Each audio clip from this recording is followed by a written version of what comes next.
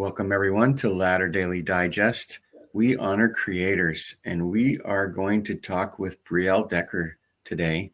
She has been involved in two other creative endeavors. One is the Dream Center that she's currently working with, and another is she had a documentary done about her life. But we're going to talk today about her story. So we're meeting Briell Decker. So nice to meet you, Briell. Hi. Thanks for being on the show. Yeah. Tell us a little bit about what it was like being a little girl, your early memories of growing up in the FLDS. Okay, so growing up in the FLDS was, we never were taught we never asked the question, what do you want to be when you grow up? Which is a really common question out in the world, as far as I understand, or outside of the cult. But in my growing up, it was always, you will be a mother in Zion. That's just how we were raised. And they had a whole different structure than living out here. So they had it's like a pyramid in the cult, but the prophet's at the top. God is supposed to be above him too, but and then the prophet, and then they have the prophet speaks for God. Yeah, they have the patriarchal society where the bishops, kind of like the Mormon church, they have the fathers, the mothers, and the children. And what city did you grow up in? I grew up in Sandy, Utah, which was still in the FLDS, but at that time there was more FLDS in Sandy, or in Salt Lake area. And let's see, so that's where the Jeffs were. The Jeffs mostly were in Salt Lake, that Sandy area. So I know in the Sandy area there's the school. Yeah, there was the Alta Academy School. That is the school I went to when I was in first grade. My first grade teacher was Warren Jeff's first wife, and he was the principal of the school. And it was all FLDS children. So there's a lot of peer pressure, a lot of stuff like that. Sometimes I'll mention my parents a little bit, because it talks about my birth, My parents were on arranged marriage. They were pulled aside at church and told there was going to be a wedding, and they could say yes or no at the ceremony. It was their wedding, and they had never met each other. So they didn't really know if they should say yes or no, but they didn't it became a matter of trust in their leaders. And they just didn't have a reason at that time to just really question that hard. So they just said yes. And as far as they knew, it was just what God wanted. Yeah, it was just what God wanted. And I was born as their 11th child of 14. I believe that my mother was told, I think the child before me, the 10th child, I believe I heard stories that she was told that she was not going to have any more children. And then she had 4 more children. So you were like the first of a set of miracle babies. Yeah. And she doesn't have a lot of history on me, as far as the time I was born, and she just was too busy. Yeah, that would almost show them that the church is true because you were a miracle, right? Yeah. It'd be confirmed, faith affirming. Yeah, there's a lot of things with my grandfather. So he fought in the World War II, I believe, and he joined the church after that. He claims he never heard of God before, clear back then. And he survived so many things in World War II where his friends were passing away, and that when he met up with God after the war, when he was introduced to the cult, he just jumped right on it because he felt that God had preserved him to join this church. So my parents were, on my mother's side, were converts to the church when she was 4 years old. And my father's side, there's more heritage on my father's side, but it was broken heritage because my grandparents were kicked out when I was 13 years old. So, and my father also got a second wife when I was 13. So she never had any children. And that was also the same year that not my oldest sister, but my sister older than me, she was about 5 years older than me, went into Ruland Jeff's family. It's interesting that you were 13, so you were a young woman, and you knew that you were in polygamy. You had seen other people, but now is the first time you were experiencing another mother into your family. Into our family. I loved my other mother more than my mother. I got along with my other mother better than my mother, and it created like more kind of like distance between my mother. We already had some distance because at 8 years old I was molested. I talk about that in the documentary a little bit. I still didn't have a lot of education because like my brother, who was only 12 years old at the time, he was more in his curious stage, he never took off his clothes. So like I didn't know it very much, but it was still really traumatic to me and changed my life forever, which I didn't know was going to happen at 8 years old. Right. My mother was home babysitting us, but she didn't catch it. So I ended up having to go and tattle.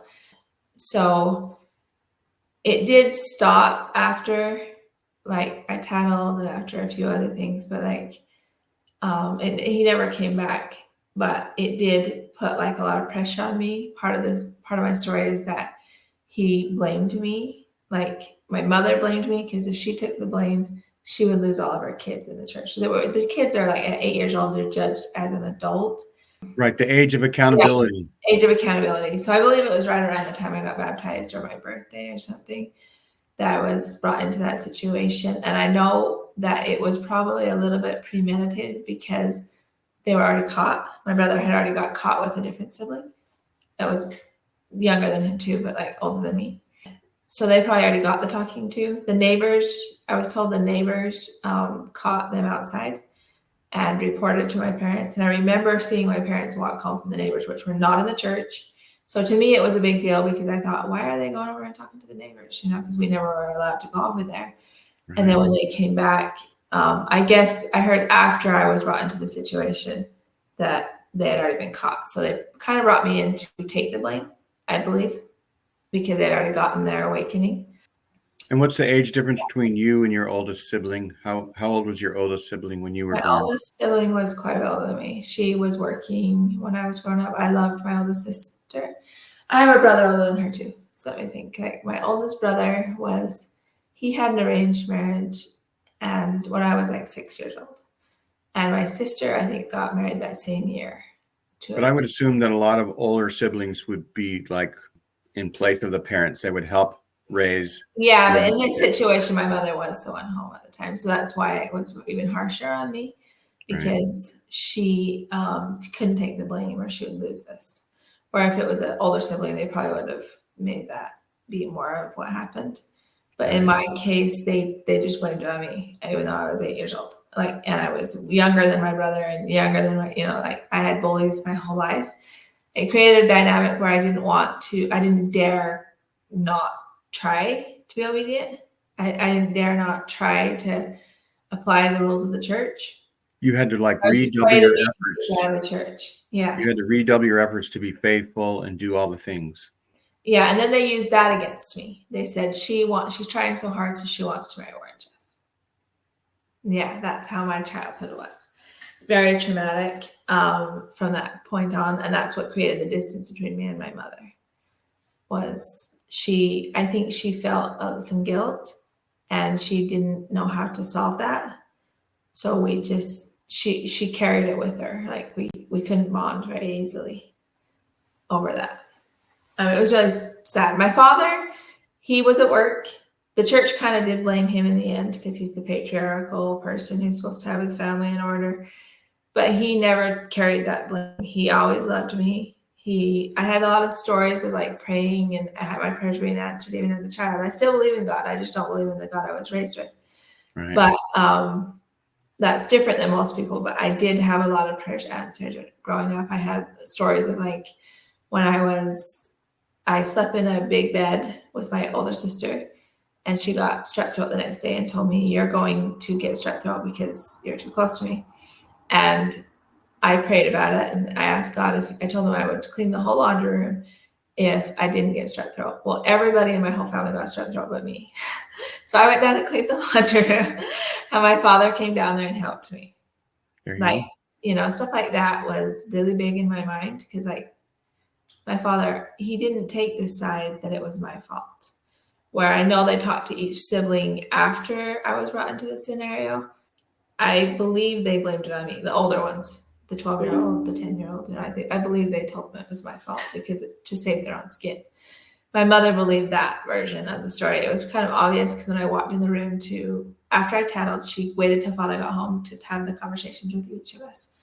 When I walked in the room, she said, I asked her, the thing on my mind was God, because that's how I've been raised with my whole life. 8-year-old. I just said, is God going to forgive me? And my mother looked at me and she said, you're going to have to ask him. And so I knew I did go in and pray right then in her little bathroom next to her room. But like, I remember thinking something's wrong with my mother. And my father didn't have that look on his face. His face was more like sympathy.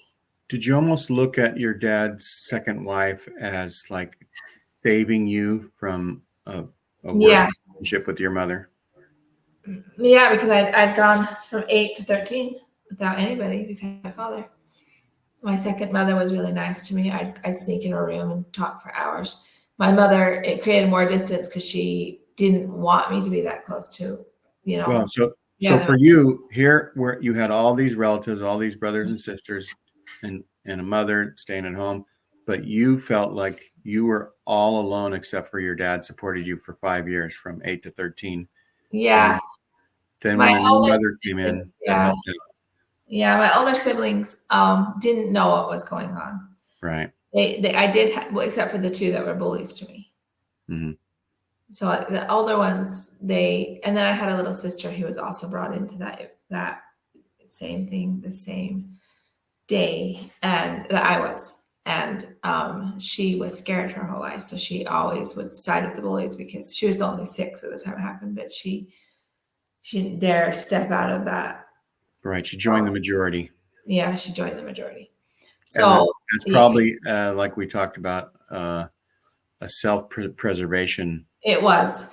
I believe it was a really hardcore self-preservation. So you would only after that. Alta was all ages of kids, the school. Alta was all ages up to 12th grade, and then they would try to get them to come back and teach school after that. Because did they do any Sunday meetings there, or did you have another location for church? They had Sunday meetings right there at Alta Academy.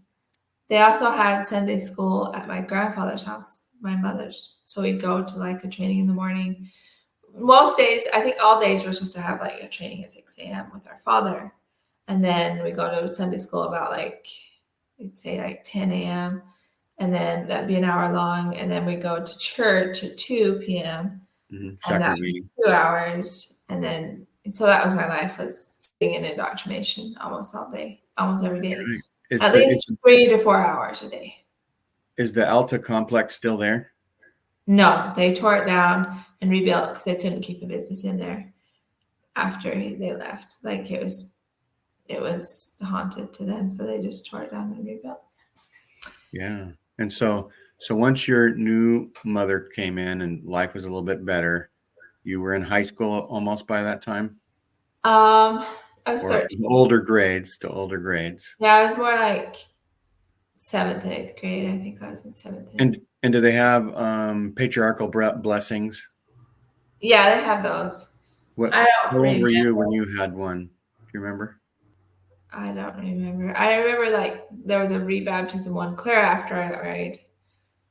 That's the only one I remember. It was like, you are going to have every gift possible in this whole world and in eternity. Just like, what? But like that was the only one I ever. So after you were married, they had a rebaptism, and then that's the only one I remember. I went to tons of them, but like. And then a patriarchal blessing. Yeah, well, it was like they did the rebaptism mostly to give people to give them the blessings so they can have more extra blessings. Okay. Yeah. So it's like after the baptism, then you get like a confirmation, and in that confirmation prayer, they would promise you the extra blessings. Yeah. Yeah, the only one I remember was that one, and I had tons of them, but I was in survival mode so strong that I couldn't hear most of them. But the one that I do remember was like basically everything you could ever dream of anyway. So I was like, okay. Were there subjects in school that you were good in or that you liked? I liked math as a child until I got into like high school. So part of my story is that I moved down to the creek when I was 16. Okay. With my family because of the Olympics coming to Salt Lake and all the people leaving Salt Lake Valley. Also, another thing to note probably in my story is that I taught myself 7th and 8th grade because the Jeffs moved down before everybody else left the Salt Lake Valley. They moved down to Short Creek. And so for me, I taught myself 7th and 8th grade because I had like little brothers and sisters that my mother was focused on teaching. And anyway, and then the next year I was asked to teach 7th and 8th grade to my cousins. And I never got 7th and 8th grade. I also had like 6 preschoolers in the other side of the room that I was supposed to teach at the same time.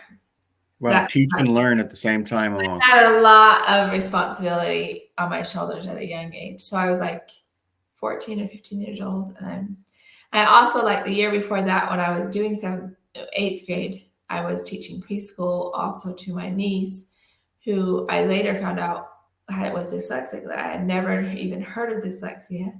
So I was probably 14 when that happened. And I felt so bad because I was harsh on her before. And then I realized that that was something that was a disability. And I felt really bad that I had been harsh on her. But I didn't even know it existed. I was like 14 years old. So I'm like, okay. So 15, I'm teaching 7th and 8th grade that I never, ever learned. And I'm teaching 6 preschoolers. The next year, I think when I turned 16, I taught for like one quarter was, what grade was it? It was 7th grade. I was an assistant to 7th grade. And then I went into one quarter doing assistant to 1st grade. And then we all moved that year. And I moved to Jess Academy when I came down to high school. And when you moved down to the creek, then where's school? Do they have another school? Was at Jess Academy. So my sister, who was in Briell and Jess family, got all of our family into the Jess Academy, which is basically kind of like Alta Academy. Is more relaxed. I think my parents always told me that like in Alta Academy, it was so strict. A lot of it at that time was required by the state for testing. And then later it wasn't required anymore. My parents also said as soon as Warren Jeff's children grow up, he's not going to be as harsh. And he was the principal. And it did happen that way for 2 reasons. But yeah, he wasn't as harsh as the Jeff's Academy. Oh. So yeah, but there was side effects to that. So like we had an algebra teacher and it was his first year of teaching algebra, and he'd write on the board the whole problem and then he'd erase it and say, oh, I got the wrong answer. He'd write the problem again. He'd do it like 3 or 4 times, finally get the right answer, erase it and say, did you guys get that? That was the right answer. It completely confused everybody in the class because there was no way to memorize it all. And then especially the one that was the right answer, and he'd erase them the same. So the whole entire class flunked. And that was the first year that I ever decided I didn't like math. It's the beginning of the end, right? Yeah, and I always wasn't bad at English. I was like kind of like an A on English and A+ on math as a child. But then I just got to where I was like, English is fine. And so I guess, did they in 4th grade have like a the history of Utah? Or no, they had just church history. Everything, every time history happened, it was just church history. Yeah, that was also another hour of indoctrination. Yeah, it was history time. And Warren Jess taught that class to all that from 4th grade on to like the rest, however much school you get. And then even after, when he wasn't there at Alta Academy, he actually was there to teach the classes. They recorded him and then they would send him to all the homeschools of the FLDS, and they would get those same trainings just through a tape. So I was wondering that as you're aware of things, once you're 8, you're age of accountability, you're a grown person almost in their eyes. And do you recall every time Warren Jeffs got another wife almost? No. I just knew enough to know that my sister wasn't treated very well in the Jess family. Mm. And there's a pyramid in there. So like, there's a pyramid with the cult and Warren Jeffs at the prophet of the patriarchal society. But like in the Jeffs family, they had a pyramid among the wives. And so there's a cult within a cult. Yeah. So like he had his favorite wife. He had and it had to do with heritage. If they were more educated, he would say, but they were more brainwashed, in my opinion. That they were. So basically, my sister didn't have the heritage. She didn't have 7 generations. She didn't even hardly have 2.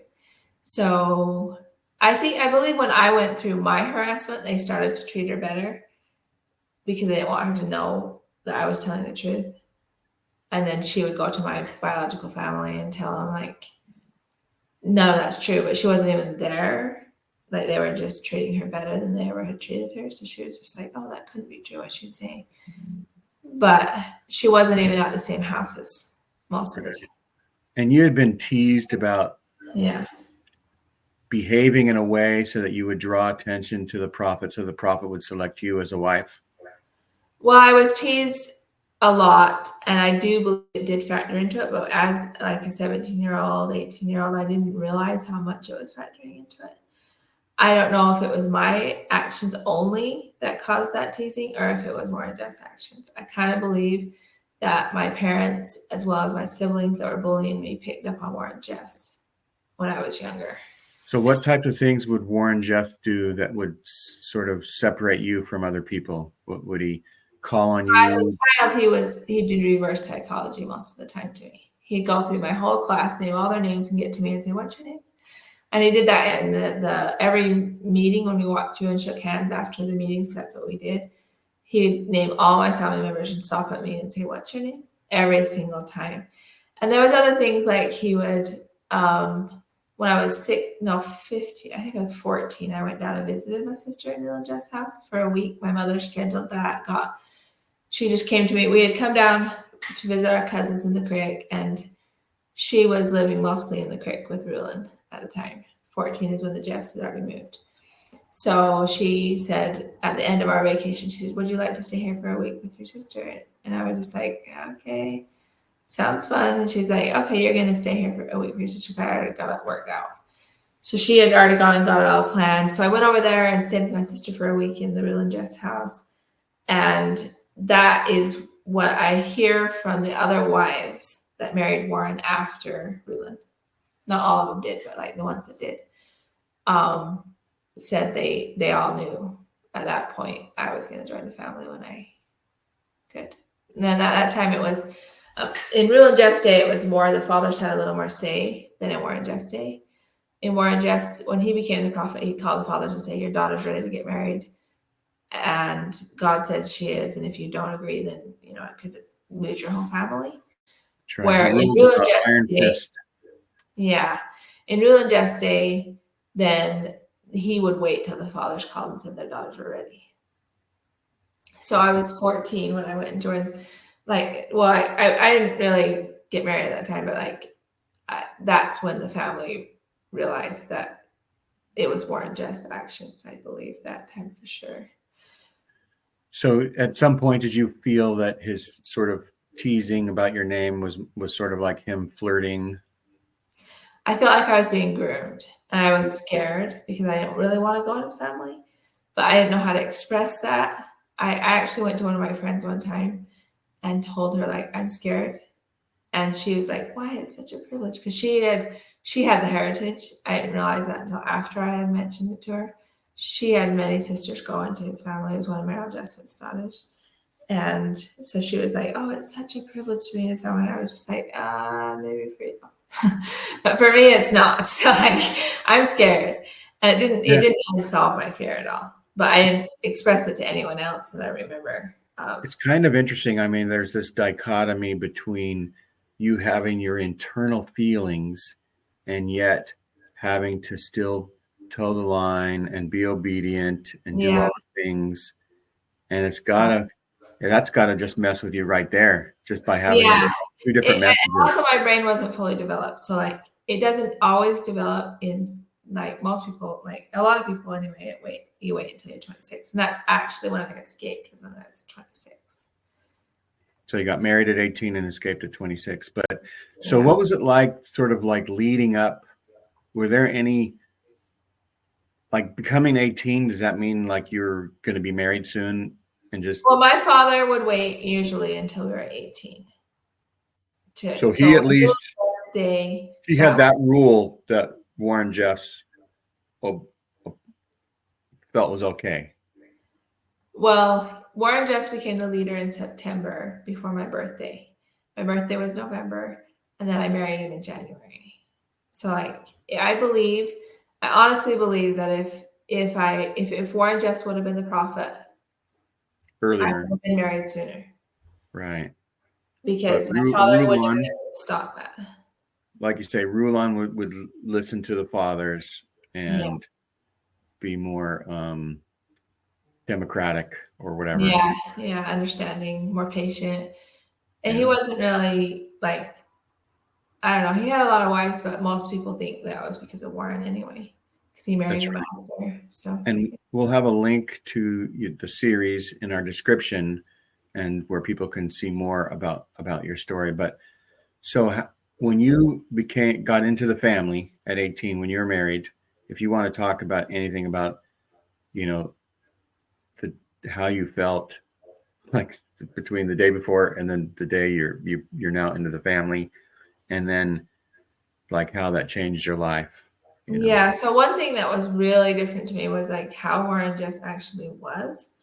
Like I believe I was really convinced he was different than what he was. I had my parents' interpretations, his indoctrination. If you just listen to his indoctrination, it kind of sounds reasonable, but he wasn't living that way. So if you don't have one-on-one experience with him, like a lot of it, you wouldn't even know that he's not living his own doctrine. So like So you that could was a see shock to me. you Yeah. could see some hypocrisy. Yeah. From the day one, I started seeing red flags. So like one of his doctrines is that you're supposed to have persuasion through love, which basically means kindness and steps, especially after marriage. For me, there was none of that. Like he was so after the ceremony, he asked my father to leave, everybody in there to leave. My mother was never invited to the wedding. He had asked me to come sit on his lap, and I hesitated. And I could see the anger in his eyes. Like he was so angry at me for hesitating. And it's like my first wedding. This is his, 65th. And I did end up sitting on his lap and stuff, but like basically, he had me sit across the on a different chair after a little while, and he asked me if I was close to my mother, which I told him I wasn't, because I wasn't really close to my mother. And so he called my father back in and gave him a bunch of instructions. And I figured out later that was a punishment to send me home to my father's house on the first night, but I didn't know that. He did it like in a public setting in Texas. After I went to Texas, he'd talk to me in front of his whole family and say, "I'm so sorry I sent you home on the first night." And I was like, "Oh, that's fine."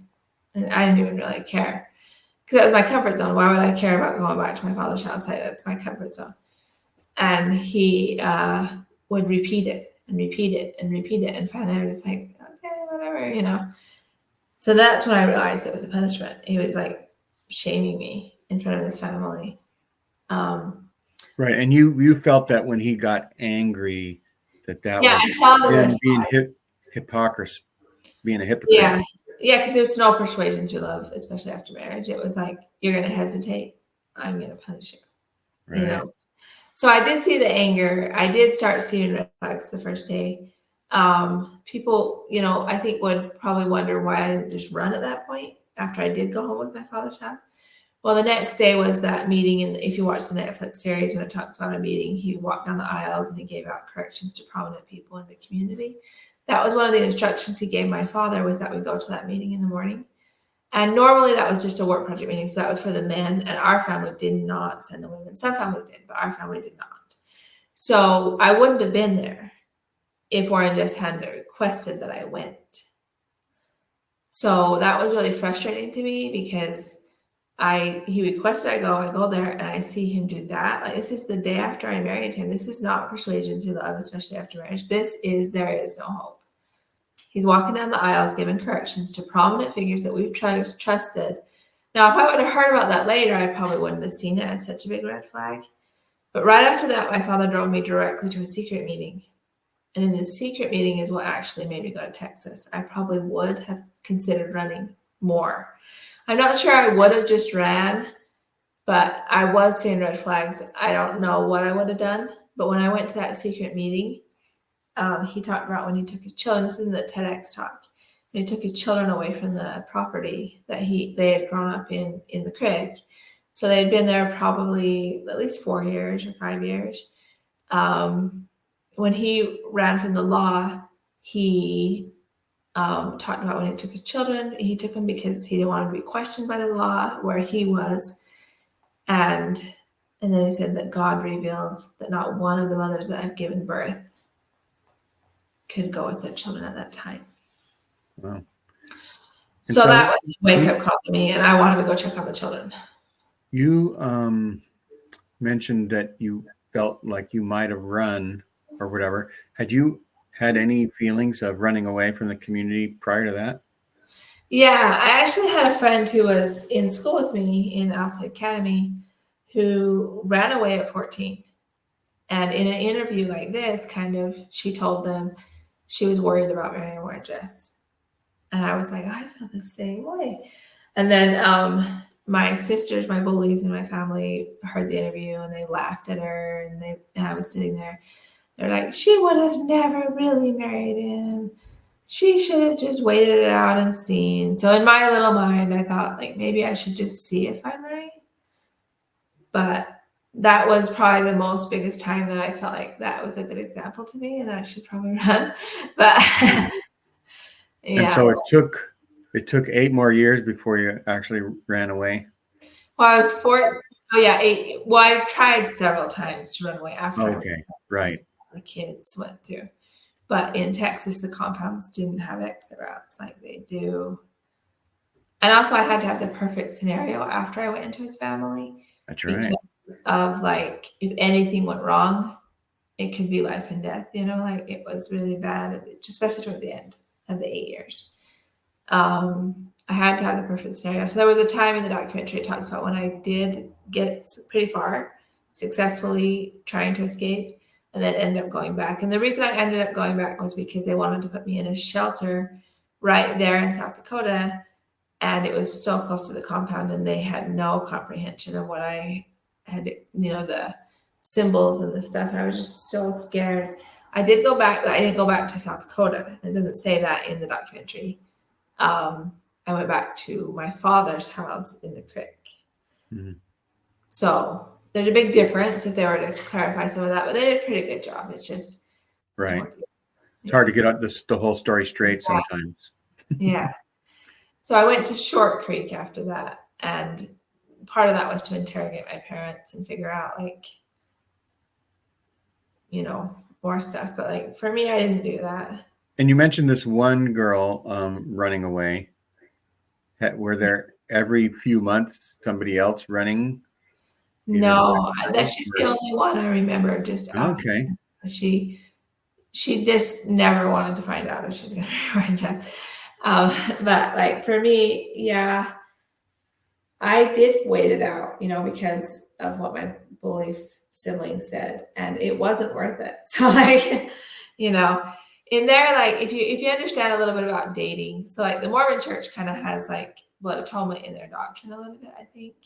But I don't know what the sin is that's attached to it, what qualifies you for blood atonement. I know in the Liberian group, then the sin attached to blood atonement, because in the Mormon faith, that's kind of, blood atonement is a thing, but the sin attached to it varies. So in the Liberian group, the sin attached was if you're not following their prophet, and they did send some of their wives to go out and kill people. And that's no longer an existent cult as far as I understand. I don't think it could exist because it was so detrimental. But in the FLDS, the sin attached to blood atonement is dating. And it's because the purity and all of that is linked to appointed marriage. Right. So that's why even asking for somebody that you want to marry is really not looked upon very good, especially in Warren Jess Day.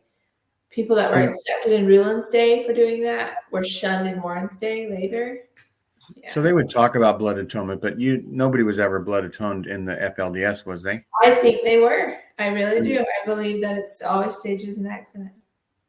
And so sometimes it really is an accident, and sometimes it's not. But when there's only members around, you don't know.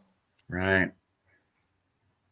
Yeah. Yeah, and I do believe that because of my experiences, that it kind of goes over in the documentary with I know for a fact what I witnessed, And that's hard for people sometimes to understand. So like if you hear stories about people standing on a cliff, and if they jump, they die. And if they don't jump, then kind of get branded as crazy. Right. So like for About me, what yeah. year was it that you got married? I got married in, let me remember. So I'm 38 right now. So 20 years ago. So 2004. Yeah, 2004. Yeah. Okay. Yeah. So in my story, I didn't have a cliff. I had a reservoir. So I had more evidence, but I can't always prove it either. So they want to brand me as crazy also because it's so minor details. But in my experience, I went in the water up to my neck just to be sure that they weren't watching from a distance. They'd have to be close enough to rescue me in 3 minutes. I knew that at the time. They never were close enough to rescue me. So in my mind, I turned around and ran out. Or if it was a cliff, I wouldn't have been able to get those details in my own mind. Right. But for me, I know enough to know they probably do convince people to commit suicide and stuff like that. So they don't even have to kill them sometimes. They kill themselves. For me, I believed in God, even though I didn't believe in the God that I was raised with at the time when I went in the reservoir. I still believed in God. And I thought, I don't want to meet him this way. I didn't believe that killing myself would be acceptable. I didn't believe in the God. I just kind of had a feeling that he existed, and I just didn't know him very well. Right. It's just as bad to commit murder as to kill yourself. It's almost the same thing. Yeah, but the difference is the person who gets punished in heaven in the Mormon faith. Right. So like if you commit suicide, then you wouldn't make it to heaven. Right. But if somebody else kills you and it's innocent blood, shedding innocent blood is forgivable. Murder. And they won't make it to heaven. Oh, right. But if it's a justifiable death, then the person who commits the murder, it's blood atonement. Right. So it has to be a just death. And that's the only way. And that's what saved my life pretty much, was like I'd use their doctrine against themselves. When Warren Jeffs was so angry at me for not becoming a full accomplice, that I believe that was his main motivation for turning on me, is because like he was kind of nice to me until he went to prison when he got caught by the law. Well, it's basically when he got caught by the law. Then he turned really bitterly angry to me because like before that I didn't have an exit route and I wasn't looking for one. So I knew he was on the most wanted list and I wanted him to get caught before I didn't want to become a full accomplice. Well, after he got caught, I was trapped in there so thick and I was looking for a way out now, but he made it almost impossible. And I had to use his doctrine against himself. So when the caretaker, so he's in prison, the caretakers, the men that he put over me to watch like the house, and there's usually like 7 people in each house of his family, they were told to blood atone me, I believe, like almost every one of the caretakers, but they were scared because I would confront them with like, you better know it's a just death, because if you're just going to shed innocent blood, you might not make it to heaven. Right. And so they would search my past for dating, and when they could find that I never dared cross the line, they would get scared and they'd somehow weasel their way out. I don't know how they did, but they would just say, I can't do this or something. And he'd move me to another caretaker and start over. So I was not getting a break for 3 years. This went on solid for me. So for my health, it was definitely getting targeted, especially by the time I was 23 years old. He started putting me on medication through cult doctors. They had also threatened and told them that if he couldn't prescribe his wives and kids their medicine, even though Warren Jeffs never went to college, then he would take away the wives and kids of the doctors in the church that had been told to go to college. So they were prescribing my medicine. So he was prescribing my medicine, but they were getting it for him. And I believe the doctor in the cult did try to save my life. And I did live through it. But he did lose his family a month after I escaped. I think it was a month. My father lost his family a week after I escaped. And my brother lost his family a month after I escaped. I don't know. They use different reasons, but I believe they were linked. So when you say lost a family, Warren Jeffs like divorces But them, he took the wives and kids away from him, takes the wives and kids.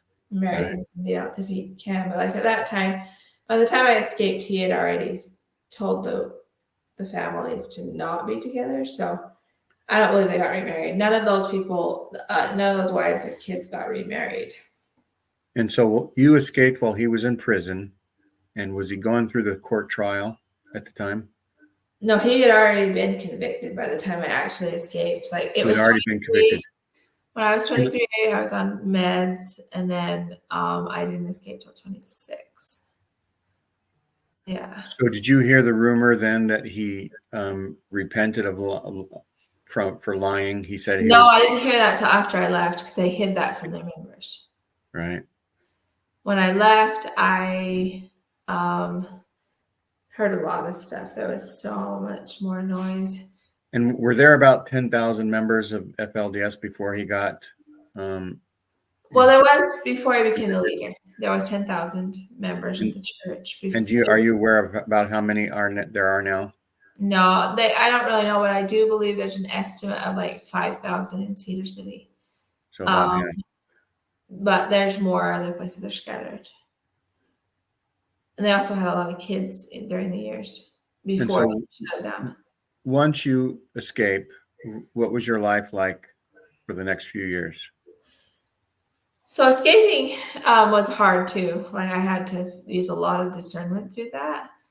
I'm a pretty positive thinker and I'm pretty forgiving too, but like there's certain things you can't go back on very easy. And it's really hard sometimes to process trauma for me. But I think I do faster than most people because I do have like a positive nature and more of a forgiving nature. But so those first few years, I did make it to Tennessee. So that was the first thing I went through, like several domestic violence shelters. I had to lie on some of them because they had like, their funding was for intimate partner abuse, especially in Utah. They don't want to take polygamy people because they're not like the first wife, they're not the legal wife. So they don't want to take him. In Tennessee, they were more open to that idea. And they agreed to take me on the first case, even if the family actually didn't hurt me. So that was a big blessing because I ended up going to 2 domestic violence shelters in Tennessee also, just to help me get me on my feet. Like I changed my whole identity. I went through witness protection. I changed my social, was legally adopted, changed my name. I did my GED in Tennessee. And then after that actually took 2 years to do all that stuff. You said the first 2 years? Yeah. What'd you think about getting your GED? What'd you think about going through that? Were you proud of yourself? I was proud of myself. Were you amazed at how much stuff you weren't taught? Not really. Like okay. I knew most of the stuff that they taught. Okay. Basic, except for the algebra was still hard for me, but like I think I did pretty well with their education.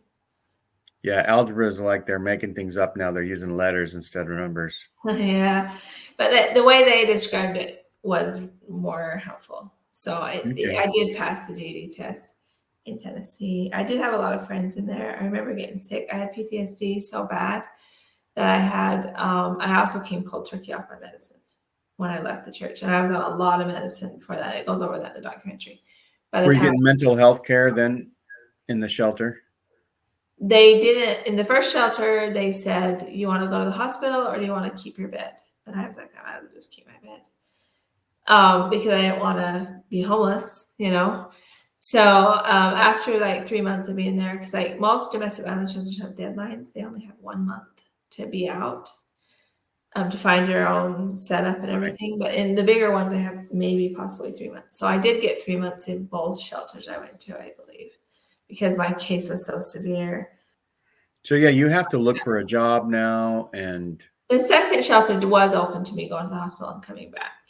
So I did do it. Were you starting to look for a job while you're in the shelter? I did. I remember the first job interview I went on was for watching children, because I'd done a lot of watching children in my lifetime.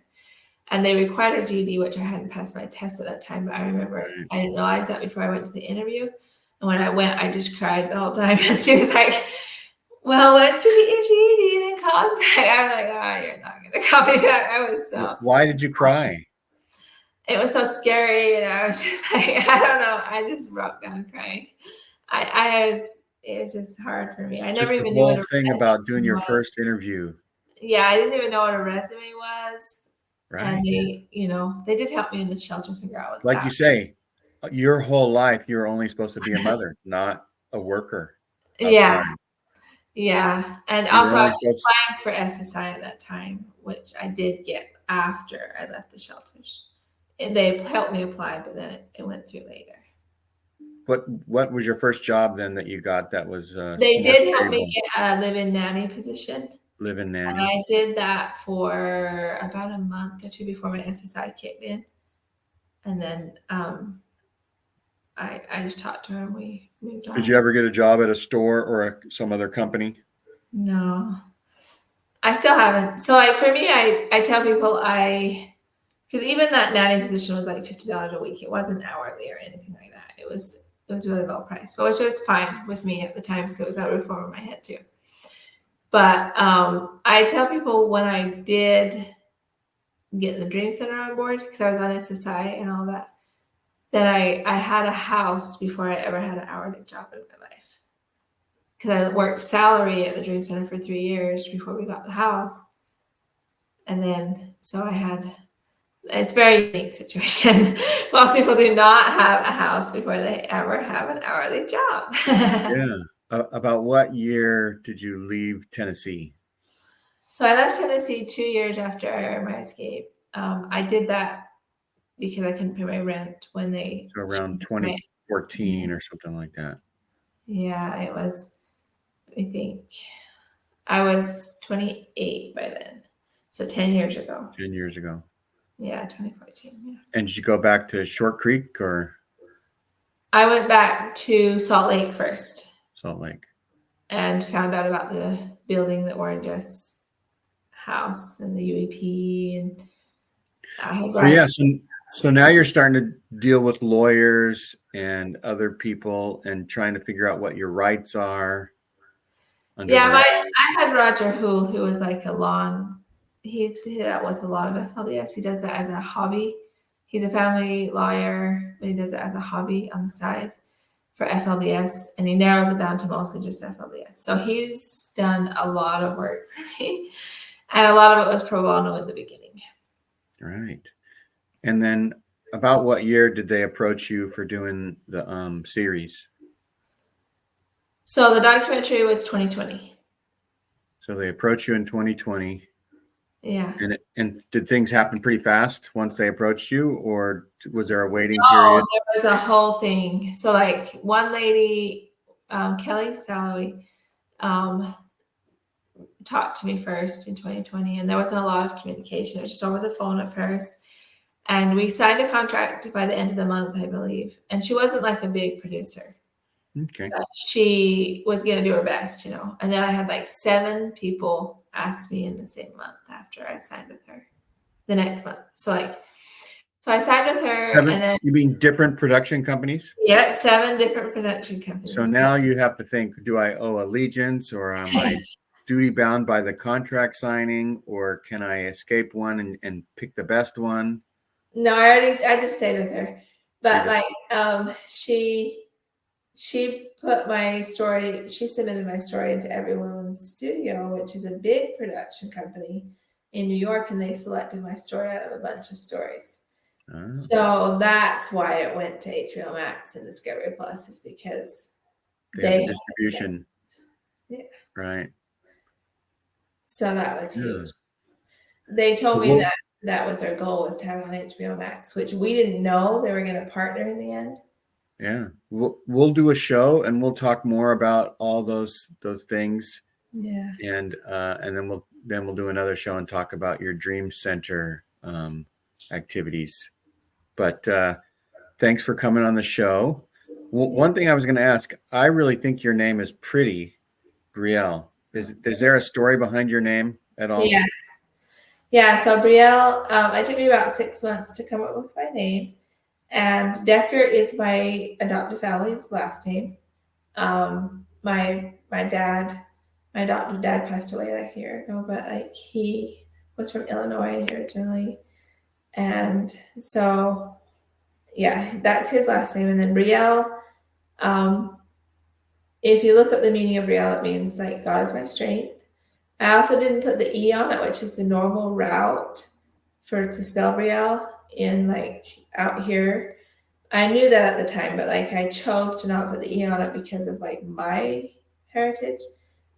I believed that because I went through so much trauma that if I put the E on it, so without the E, it means I don't like hell in my culture, in the like elite groups, but like not everybody, but like.